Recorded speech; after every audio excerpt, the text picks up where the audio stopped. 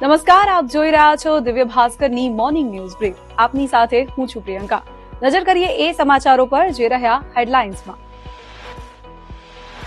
દિલ્હીમાં યમુના નદી ભયજનક સપાટીથી ઉપર વહી રહી છે. મોનેસ્ટ્રી માર્કેટ, નિગમબોધ ઘાટ, મયુર વિહાર અને કાશ્મીરી ગેટ સહિતના અનેક વિસ્તારોમાં પૂર જેવી સ્થિતિ છે.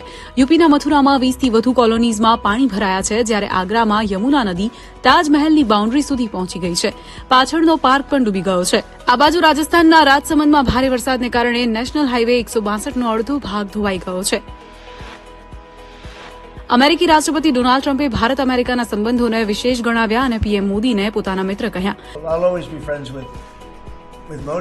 હું હંમેશા મોદીનો મિત્ર રહીશ. તેઓ એક મહાન વડાપ્રધાન છે. બસ મને એ નથી ગમતું જેઓ તેઓ અત્યારે કરી રહ્યા છે, પરંતુ ભારત અને અમેરિકા વચ્ચે એક ખાસ સંબંધ છે. આમાં ચિંતાની કોઈ વાત નથી. પીએમ મોદીએ પણ ટ્રમ્પનું નિવેદન એક્સ પર શેર કર્યું અને તેમના વિચારોની પ્રશંસા કરી. દિલ્હીના લાલ કિલ્લા પરિસરમાં જૈન ધાર્મિક કાર્યક્રમ દરમિયાન 2 સોનાના કળશ ચોરાઈ ગયા. તેમાં 1.5 કરોડ રૂપિયાના દાગીના હતા. આ ઘટના બુધવારની છે, પરંતુ તેના સીસીટીવી ફૂટેજ હવે સામે આવ્યા છે, જેમાં એક ચોર જૈન પૂજારીના વેશમાં આવ્યો અને કિંમતી સામાનથી ભરેલી બેગ લઈને ચાલ્યો ગયો. પોલીસે જણાવ્યું કે શંકાસ્પદની ઓળખ થઈ ગઈ છે અને તેને ટૂંક સમયમાં પકડી લેવાશે. ગુજરાતના પાવાગઢ મહાકાળી મંદિરે સામાન લઈ જતો રોપવે તૂટી પડતા 6 લોકોના મોત થયા અને અનેક લોકો ઘાયલ થયા.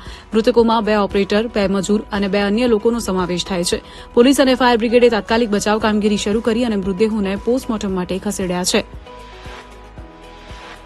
ચીને ભારત આખો વિડીયો જોવા માટે ડાઉનલોડ કરો દિવ્ય ભાસ્કર એપ.